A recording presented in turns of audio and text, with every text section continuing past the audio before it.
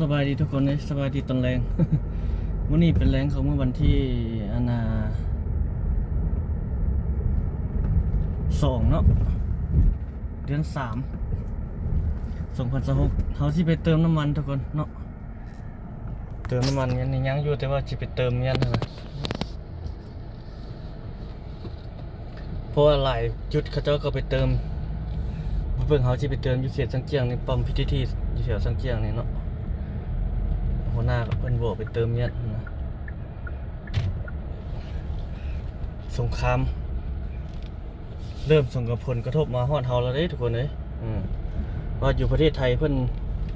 ระงับหัวใจน้ำมันบ่เป็นอย่างประมาณนี้เนาะเพราะว่าน้ำมันเฮามาที่ไทยเด้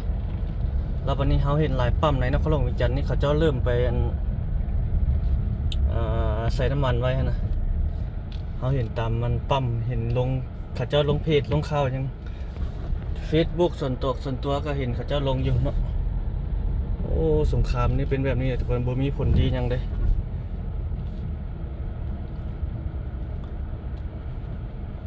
เริ่มกระทบเฮาเลยบัดนี้เริ่มตื่นตระหนกตกใจเลยอะค่าครองชีพค่าหยังก็สิขึ้นไปอีกแล้วบัดนี้นะสงครามใจแท้เฮาก็บ่อยากให้เกิดเนาะสงครามนี่นะยามนี้ยังบ่อยากมีแล้วนะสงครามนะยังมีอีกสงครามอยู่ทางมันยังบ่เป็นสงครามเนาะเขาเจ้าต่อสู้เดียวเทื่อยังบ่เป็นสงครามโลกเทื่อถ้าเป็นสงครามโลกถือว่าเป็นสงครามโลกครั้งที่3เด้อันนี้เขาเจ้าสู้เดี๋ยวอยู่ทางนั้นพุ่นนะทางตอนกลางของโลกเฮาว่าซั่นซะอยู่อิสราเอลอ่ะมีสหรัฐอเมริกาอิสราเอลกับมันอย่าง2-3ประเทศนี่แหละแล้วก็ส่งผลกระทบมาฮอดเฮาพี่ก็คือน้ำมันและไว้กันหมู่นะต่อไปก็ตามไปแหละจุดหนักทำอิฐนี่มันน้ำมันเลยพี่เนาะ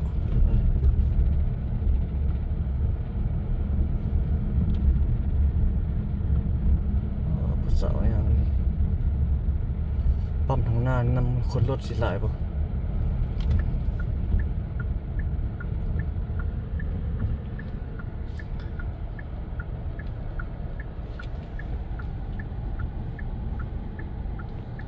บนสังเกียงนี่เราจะไปใส่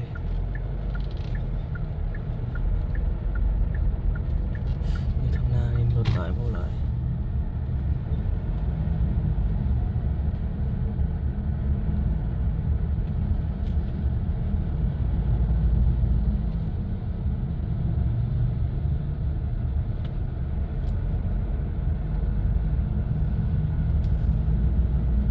โอ้ดีรถบ่หลายเนาะ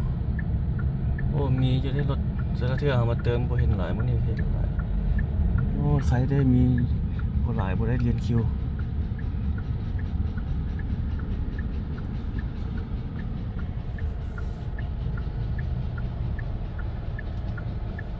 นี่คือตัวกำลังแปลงตึกนี่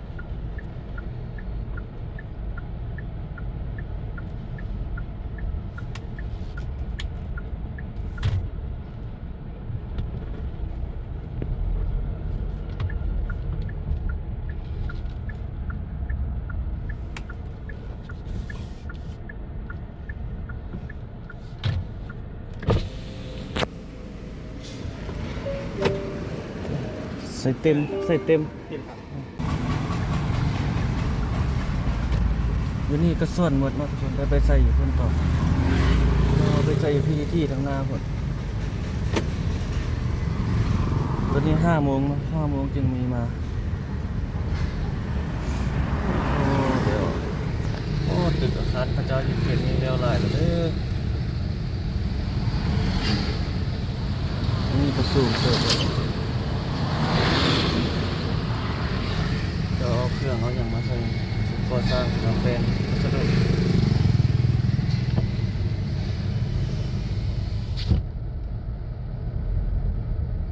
กระสวดมดตัวเมื่อกี้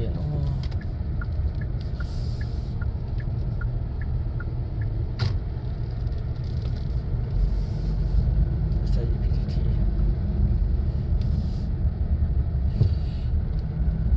โ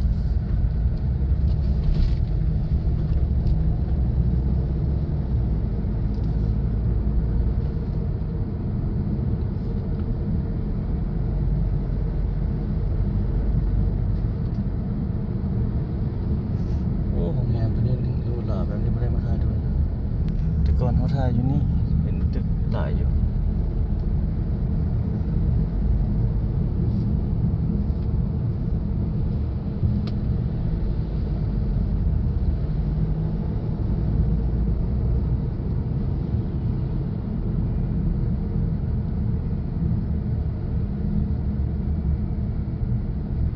โอ้เรียนคิวอยู่นี่เต็มเลย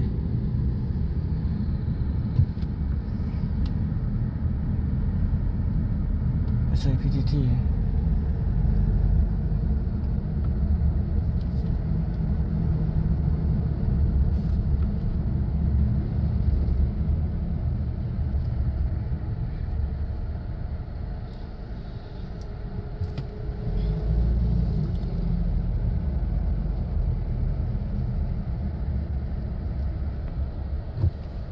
โอ้เขาเจ้าเริ่มใส่น้ำมันเอาไปก็ได้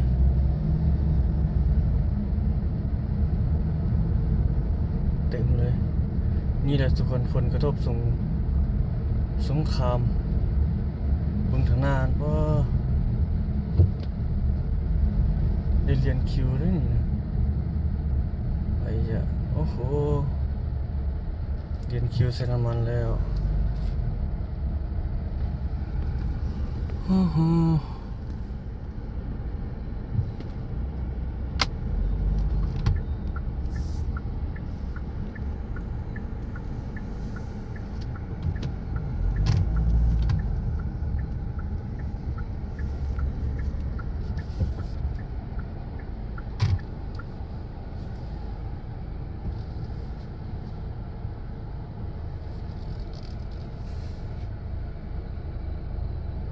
โอ้ทางนั้นก็เรียนคิวแล้ว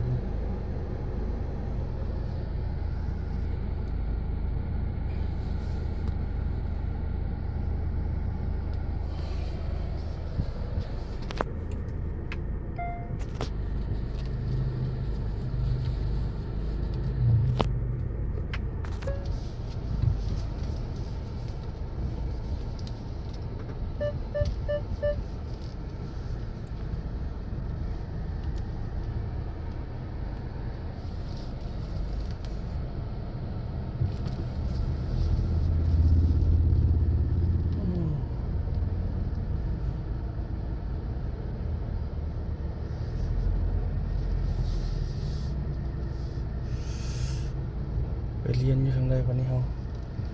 เกี่ยวเพื่อเรียนคิวกัน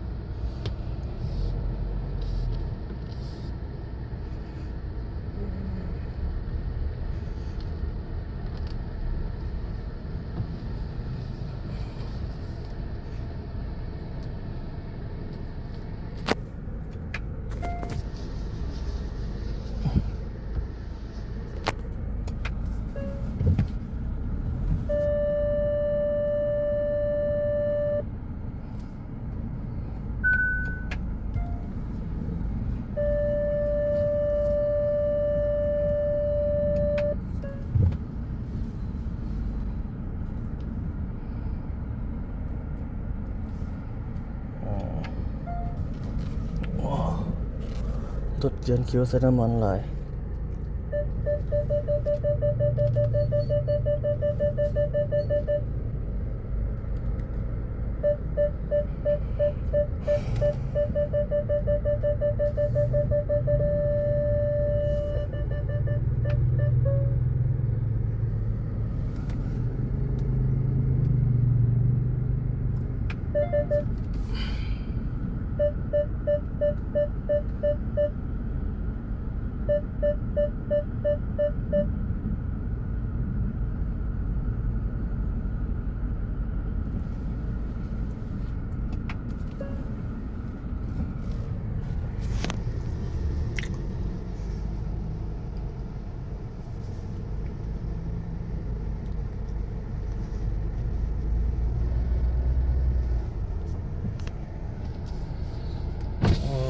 กระทบน้ำมันเป็นมาไว้กันหมู่เนาะ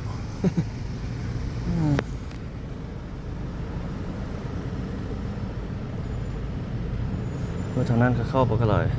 นี่ตัวนี้ใครประมาณนี้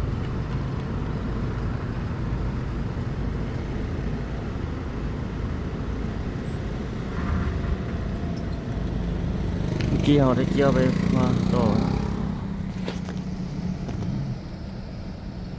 บ่อยากให้เกิดเลยสงครามนี้ทุกคนเลยมันเป็นแบบนี้แหละส่งผลกระทบปั๊มเมื่อกี้เฮามาก็มีคือเดียวเนาะปั๊มเมื่อกี้เฮามานะเต็มเหมือนกันมาใส่พีทีตอนนี้ราคา19คันน้ำมันนี่ปัจจุบันนี้กระส่วน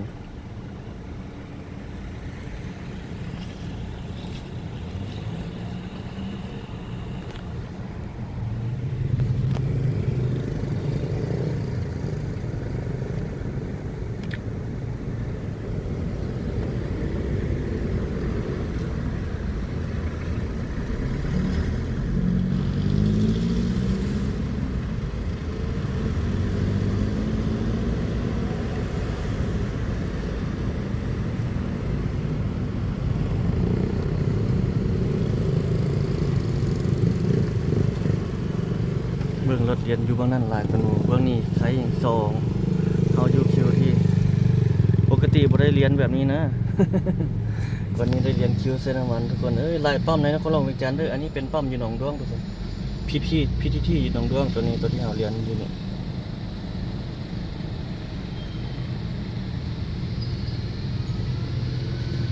ปัดตัวอยู่อันบนนั้นนะ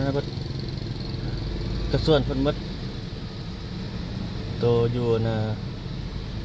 สังเจียงนะ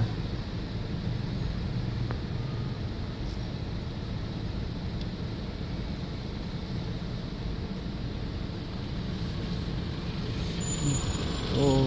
สับเตามาเติมใช้น้ำมันเป็นแก้วแล้วทุกอย่างนี้จังได้ทุกคนสิมีน้ำมันที่ให้เห็นนาเนาะ ต้องได้ซื้อไปเมียนแหละ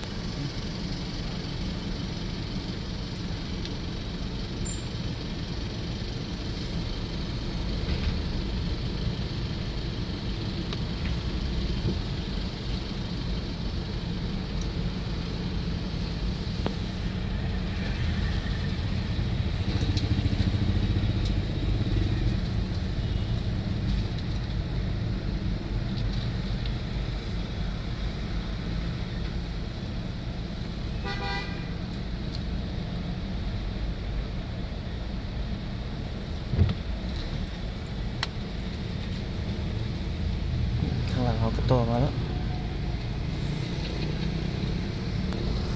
สงครามไม่มีอะไรดีเลยนอกจากคนเสียหาย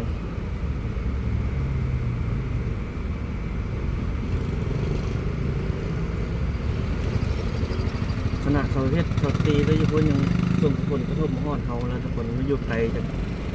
คนละทวีปเลยครับ โอ้เนาะมีทั่วโลกได้รับผลกระทบไปหมดเลยทุกคนเลย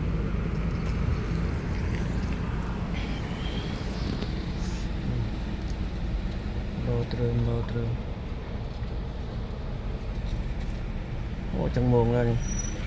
4 โมงไปของเขายังสามีแต่หัวหน้าบอกเติมแล้วก็ต้องได้เติมแล้ว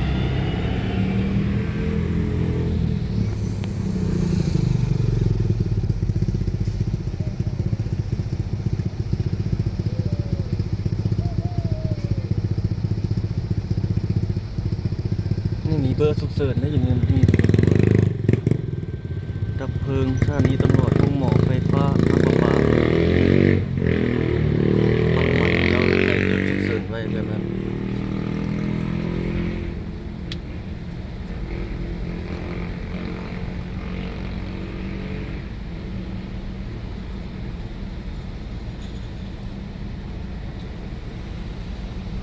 ในนี่มีฮันล้างรถน้ำตัวนี้ล้างรถเปลี่ยนถ่ายน้ำมันเครื่อง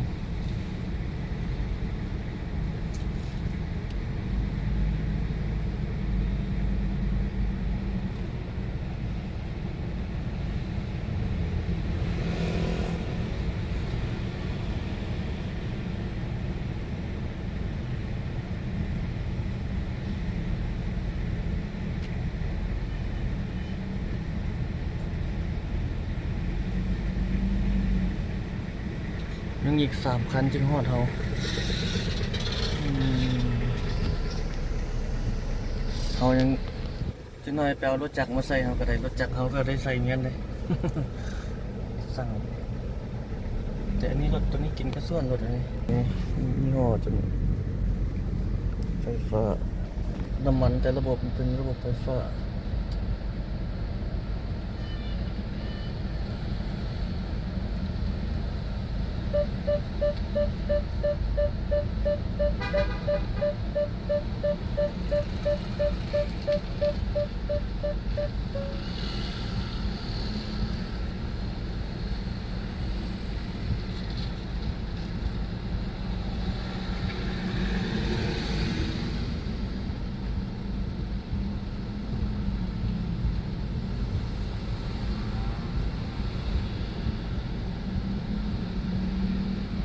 รถมาบังกะลายทุกคนไผ่กระยาน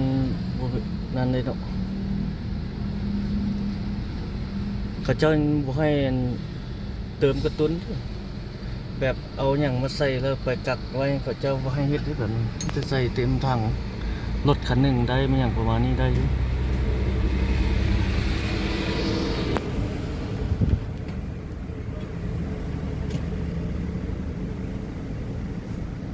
โอ้ทาเรียนคิ้วใส่ยังบ่ฮอด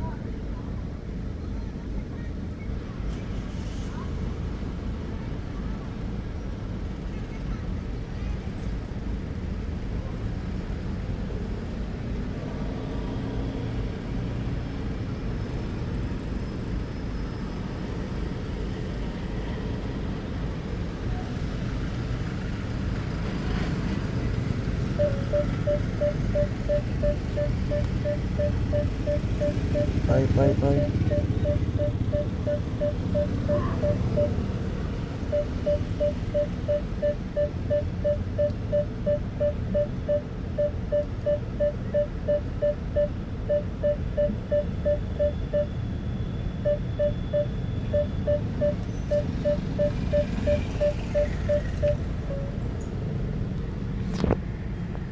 นี่มีซุปเปอร์มีอย่างอยู่นี่น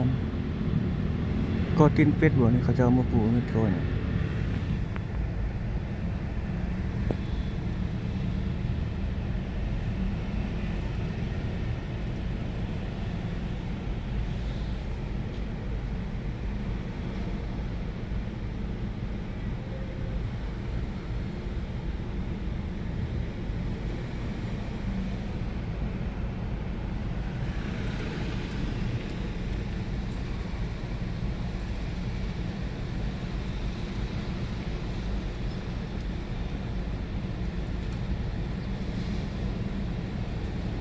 ทางหลังเขาก็ยังเรียนคิวมาด้วย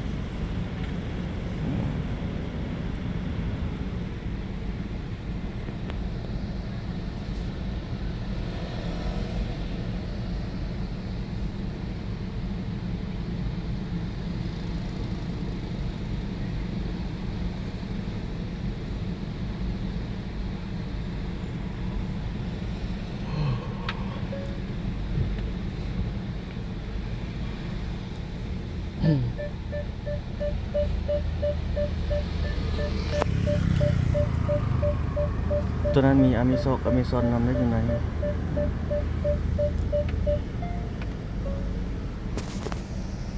รอจังง่ายก่อนเติมแล้วจึงจิตถ่ายให้ทุกคนได้เบิ่งอีกเนาะมันยาวเติบแล้วนี่รถนี้กำลังลังไลเข้ามาด้วยนี่เต็มเลยแต่ว่าบนน้ำมันเรียนคิวได้เส้นน้ำมันแล้ววันนี้สงครามเฮ็ดแล้วเราเรียนคิวมาใกล้หมดแล้วเนาะ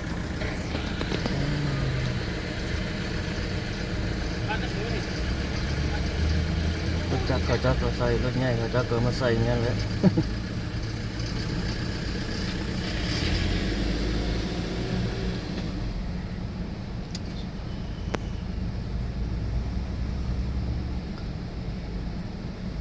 นี่เท่านั้นมันก็มาเรียนคิวมาเพิ่ม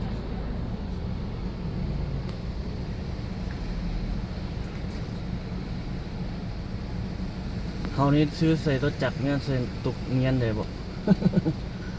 เนาะ สงครามหาก็เริ่มบ่เป็นสงครามทุกคนเขาเจ้าต่อสู้เดียวนะหาก็เริ่มเมื่อวานนี้มื้อซื่นว่ะยังบ่ถึงขั้นสงครามเนาะ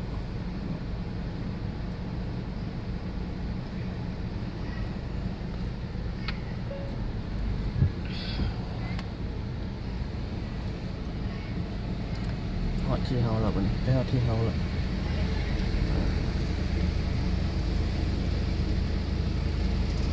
เจ้าเติมใส่เติมไว้แล้วก็ออกไปเติมไว้แล้วก็ออกไปนี่นะเติมเข้ามาโอ้ขนาดเอาใส่ถังเลยไปโครงการบ่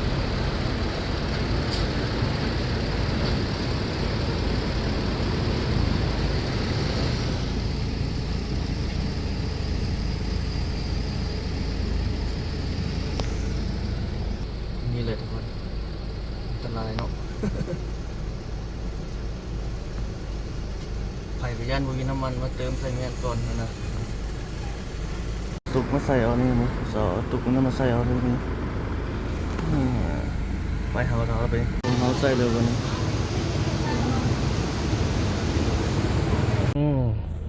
เอาโอนแล้วเพื่อนหัวหน้าโอนแล้วเนาะออกไปวันนี้โอ้ยังเรียนคิวมานี่บอกหลายเลยเห็นบ่ ของเขาเติมอีกเป็น600,000 ซาวเต็มเลยบ่นี้โอ้ยยังไงคนเรียนคิวมาพวกนี้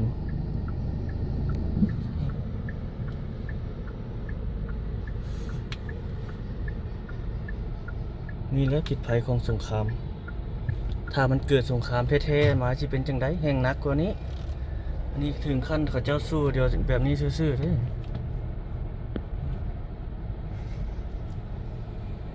เรียนคิวมาทางหน้าเขาก็เรียนคิวคือกัน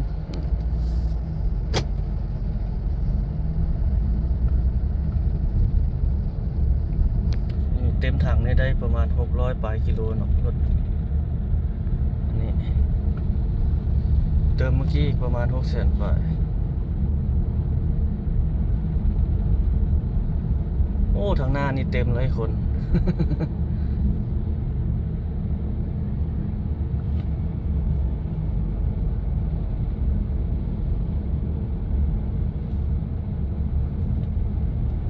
นี่ตัวนี้ก็เรียนคิวเดียวอยู่นี่เต็มเลยพาร์ทตัวนี้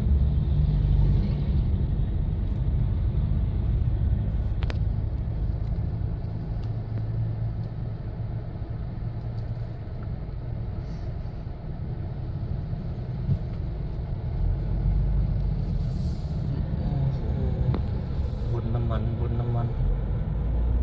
ญเติมน้ำมันเริ่มมาอีกแล้วป่านสุดแล้วนี่แหละถ้าบัดเกิดสงครามแท้นี่แห้งสินักหน่วงอีกเลยทุกคนเลยอันนี้นั้นยังบ่ขึ้นซื่อๆราคาปกตินี่ถ้าวางใหม่อันนี้ราคามันจะขึ้นบ่จังใดลองเบิ่ง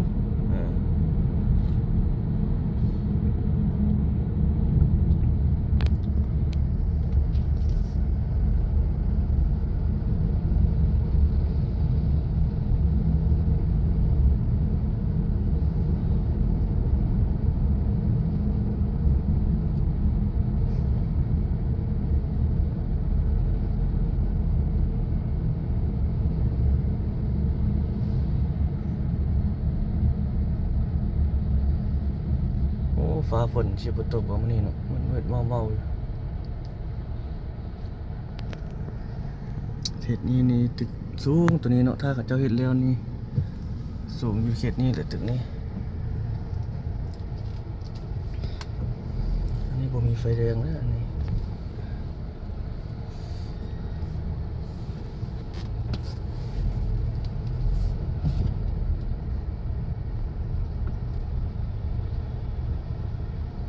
รถคันนี้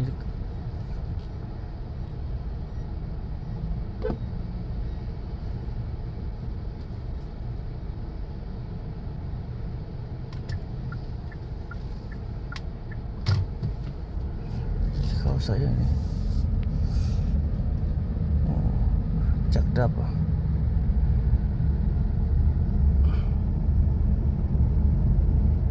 ปั๊มตัวนี้มีแต่เอสซังตัวนี้กระส่วนบ่มีคนบ่มาเติมเลยมีแต่คนมาเติมเอสซัง กักไว้ก่อนบ่หรือจังใดเราว่ามันมืดเราว่าบ่มันกักดอกเมื่อกี้เราว่ามืด5 โมงจึงมาใส่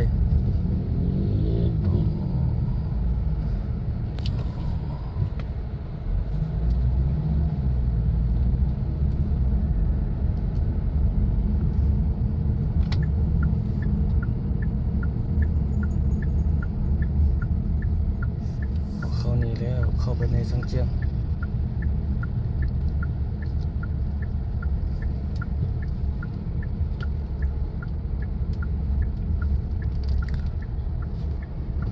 อันนี้เขตเศรษฐกิจคนจีนในเวียงจันทร์ทุกคนเลยเบื้องนั้นพุ่นกำลังเฮ็ดหลายตึกอาคารนะ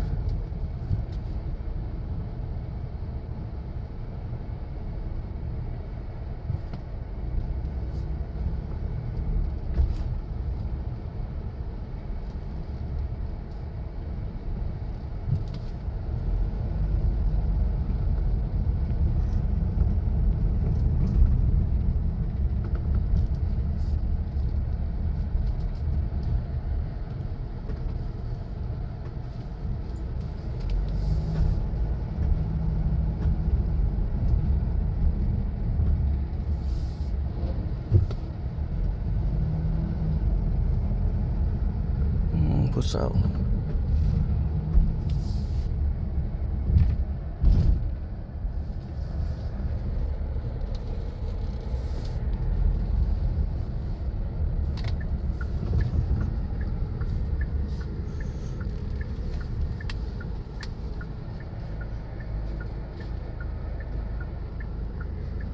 จนเร็วขึ้นไปตึกตัวนั้นเนาะ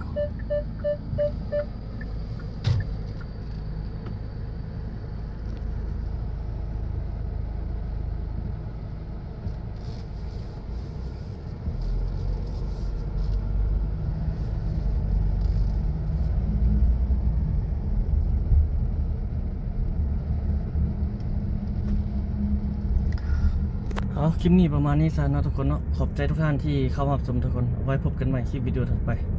สวัสดี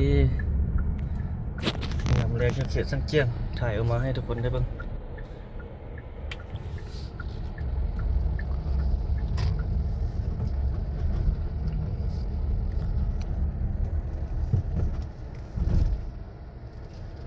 ทางหน้าเจ้ากำลังเฮ็ดคือกันทางหน้าก็ได้กำลังก่อสร้างอยู่